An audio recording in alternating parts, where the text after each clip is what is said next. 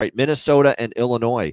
We've got Minnesota 2-point road favorites, 45 being the total here in this game.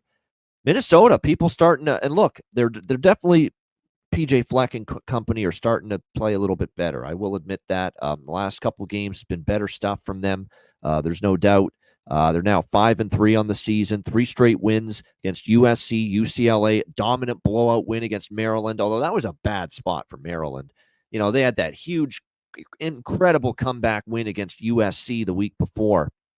Maryland looked hungover.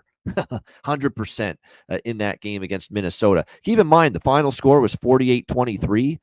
It was actually 41-10 after the third quarter. So they got some garbage points after that. But obviously, it was a great day. It was probably the best game Max Brosmer has had as the quarterback for Minnesota. He was very good, 320 through the air, 4 touchdown passes.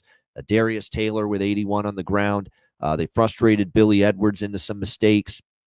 MJ Morris finished the game in garbage time. They shut down the run game. Roman Hemby couldn't get anything going running the football for Maryland in that game.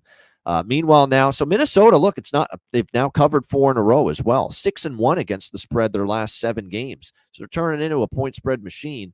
And I'll admit, they're on the upward trajectory, and you can't love the spot for Illinois because they're coming off the West Coast against Oregon, 38-9 beatdown to the Ducks. Now you got to come back home here for this game.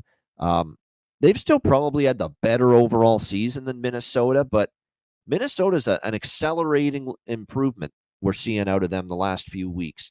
4 straight covers, 3 wins.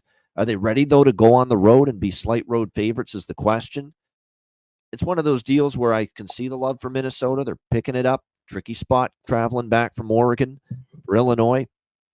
But I think if this hits 3, I'm going to be tempted by Illinois because I still think body of work-wise, they beat Michigan. Let's not forget that. When Minnesota, look, Maryland, UCLA stinks. USC has declined.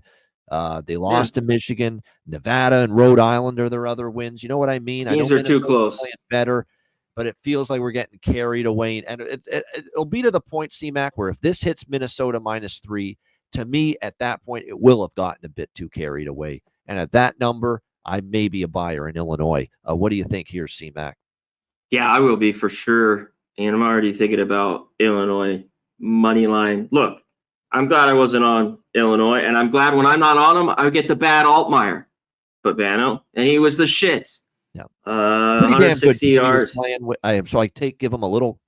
Yeah. Oh, yeah. But I mean, he didn't have a great game. Yeah. So I think he's a little bit better. I talk about, if he's clean, I mean, I think Illinois could win. One thing, too, they're 5-0 at home. I know Minnesota's been playing good football, but against similar competition, I mean, the SC win was good at home. SC can't stop anything late. They couldn't do anything late to score either. UCLA win was all right. They beat down Maryland, but they did lose to Michigan, and that was late. They got their ass kicked at Michigan and scored 21 points in the fourth quarter in that game, right, Pavana? Yes. They did, yes. Yep. Michigan scored all those late backdoor that game. Yeah, I love how Minnesota's been playing, but this one's a little bit of a head scratcher. I'm going to have to look a little bit into more. And both teams have been good. ATS, if you've been backing them, you've been making money. But I agree. I already like them now, but at 3, I'll get on Illinois back here at home.